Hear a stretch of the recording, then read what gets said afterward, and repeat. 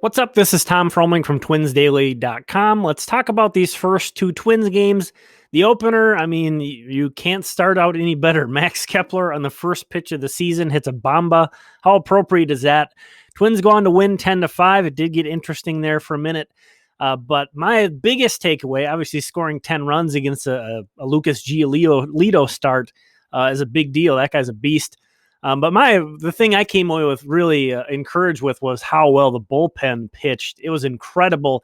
Here is a solid minute of just highlights from the bullpen just dominating. Get about the inside, then you can expand away a little bit. Fastball blew him away at 97. Starter, and then he all of a sudden goes into the bullpen and want to know. Together.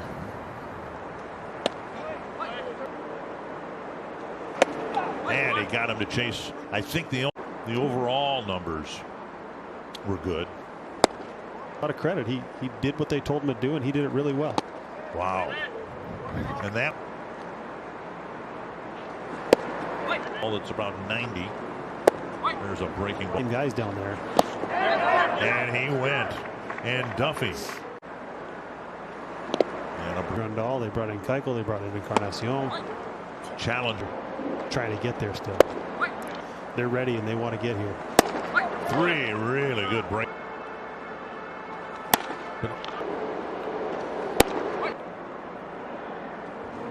Wow. And then in game two, unfortunately, there was a bit of a role reversal where the bullpen was very poor and the White Sox smoked the Twins.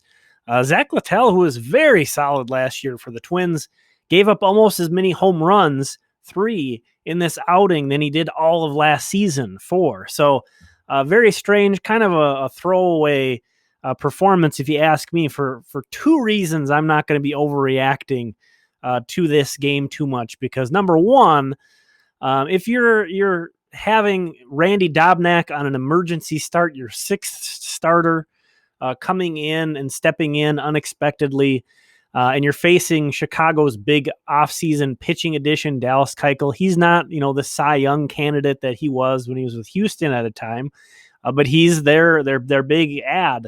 If you're coming in and losing that game, I don't think you should ever feel too brokenhearted about it. Now, some of the details on how it went down are a bit frustrating, and the other thing is, I didn't get a chance to talk about this yet. I gave my predictions, and then all of a sudden MLB comes out and changes the game on us.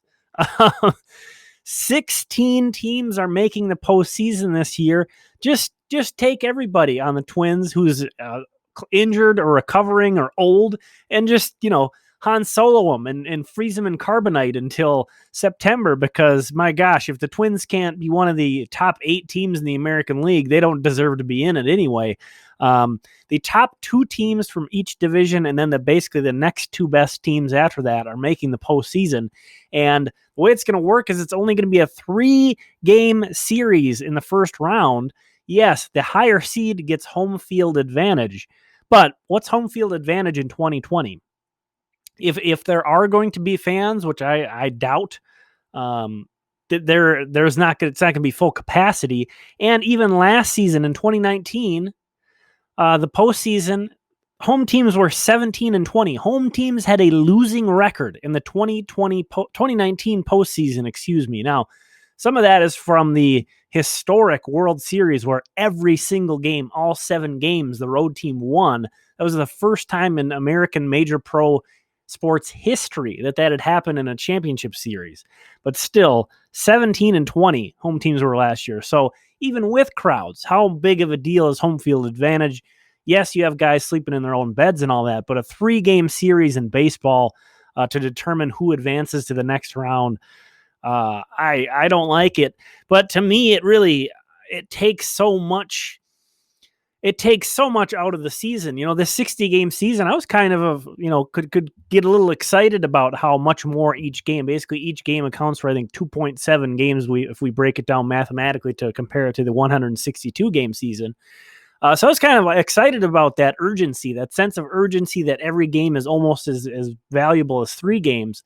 But now that half of the league, more than half the league, is getting into the postseason. That takes that away again, and all the Twins have to do is be one of the top 8 teams in the American League, essentially, and they are going to have the same odds, in my opinion, of advancing as pretty much anybody else, because a 3-game series, anything can happen in a 3-game series. So I'm not, it's going to take a lot for me to freak out. I'll tell you that much. I don't like the way that Jose Barrios looked in game 1. Not going to freak out about that. Obviously, the second game, there was a lot to be a little frustrated by. You lose 10-3. It's not great, but hey, the White Sox are a decent team. As you saw in my predictions, I picked them to be a traditional wild card team, not with this expanded playoffs. I thought they could sneak in just on their own merit as a wild card team. Yeah, I'm not a fan of this expanded postseason situation. I suppose, a team like the White Sox fans, they got to be loving this. They were sort of on the fringe. All these teams that were sort of fringy teams being the playoff teams, got to love it. But man, I don't like it at all. What do you think? Let me know down in the comments what you think about this new format. Any reactions from these first 2 Twins games, let me know. Again, this has been Tom. We'll talk again soon.